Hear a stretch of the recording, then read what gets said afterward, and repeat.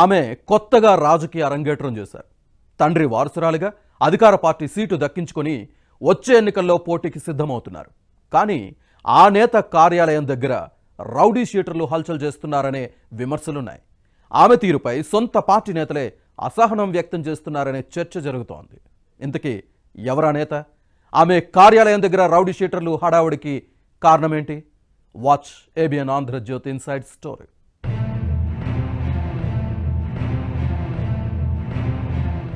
Guntur east assembly నియోజకవర్గం మైనార్టీల ప్రాబల్యం ఉన్న స్థానం. ఇక్కడి నుంచి వైసీపీ ఎమ్మెల్యేగా ముస్తఫా ప్రాతినిధ్యం వహిస్తున్నారు. వచ్చే ఎన్నికల్లో పోటీ చేయనని ప్రకటించి కూతురు నూరి ఫాతిమాకు టికెట్ ఇప్పించుకున్నారు. ఇంతవరకు బాగానే ఉంది. కానీ ఆమె పార్టీ కార్యాలయం దగ్గర నిత్యం రౌడీ షీటర్లు హల్చల్ చేస్తున్నారనే ఆరోపణలు ఉన్నాయి.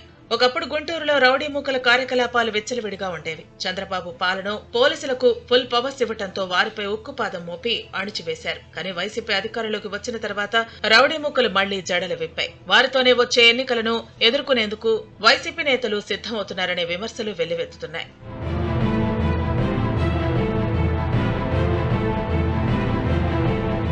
రాజకీయాల్లోకి కొత్తగా అడుగుపెట్టిన నూరి ఫాతిమా గుంటూరు ఈస్ట్ నియోజకవర్గంలో ఇప్పటి నుంచే చెలరేగిపోతున్నారట. 6 నెలల నుంచి అనధికార ఎమ్మెల్యేగా కొనసాగుతున్నారు. ప్రభుత్వం గన్మెన్ల రక్షణ కూడా కల్పించింది. దీంతో తనదైన శైలిలో అధికారం చెలాయిస్తున్నారట.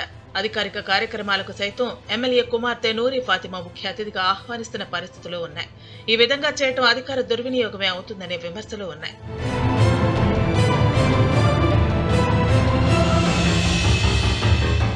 నూరి ఫాతిమాను వైసీపీ అభ్యర్థిగా ప్రకటించినప్పటి నుంచి ఆమె కార్యాలయం చుట్టూ గుంటూరు తూర్పు నియోజకవర్గంలోని రౌడీ షీటర్లు అంతా చక్కర్లు కొట్టడం వివాదాస్పదమవుతోంది.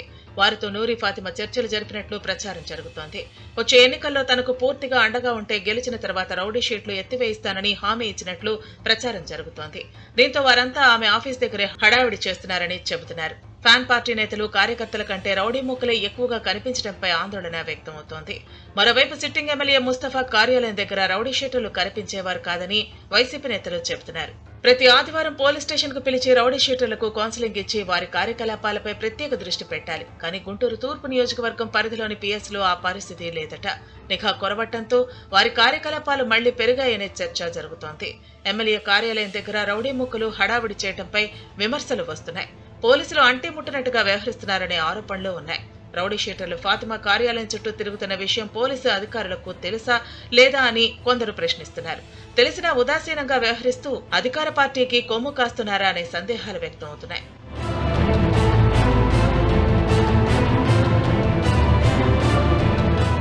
ప్రజాక్షేత్రంలో టీడీపీ జనసేనని ఎదుర్కొనే సత్తా వైసీపీకి లేదని చెబుతున్నారు. దీంతో వచ్చే ఎన్నికల్లో రాజకీయ లబ్ధి కోసం వైసీపీ అభ్యర్థి నూరి ఫాతిమా రౌడీ మూకలను వాడుకుంటున్నారని ఆరోపణలు ఉన్నాయి. అల్లర్లు సృష్టించి ప్రజల భయభ్రాంతులకు గురి చేయాలనే ప్లాన్ లో అధికార పార్టీ ఉందని టీడీపీ జనసేన నేతలు చెబుతున్నారు. మరి గుంటూరు తూర్పు నియోజకవర్గంలో రౌడీ షీటర్ల కార్యకలాపాలపై పోలీసు పెద్దలు దృష్టి పెడతారా లేక వైసీపీకి కొమ్ము కాస్తారా అనేది చూడాలి.